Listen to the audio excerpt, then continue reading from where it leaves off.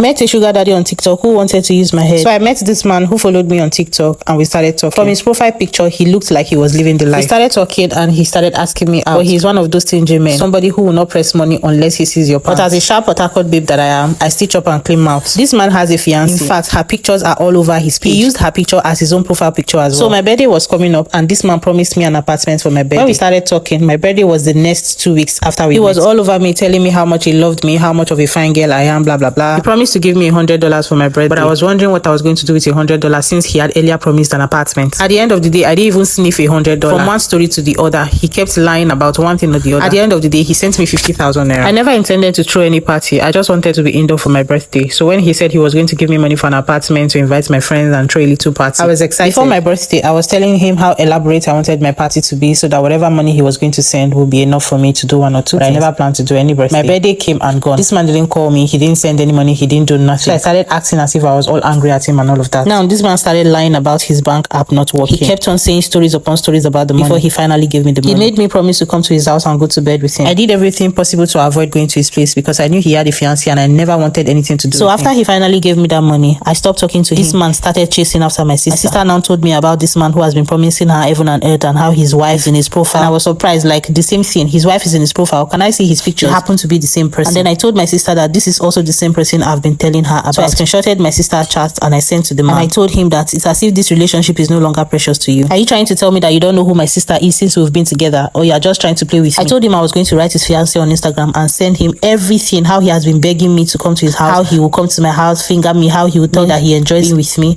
I will tell his fiancé everything. This man started begging me. He sent me money so that I would not message his fiancé. I should be quiet about the whole thing. He started begging me and all of that, and that was how I showed that man a lesson. A lot of girls are falling victims on this TikTok. Once somebody comes to your live stream, she looks clean and bougie, they will do everything they can to get into your pants. And most of them have fiancés or have wives.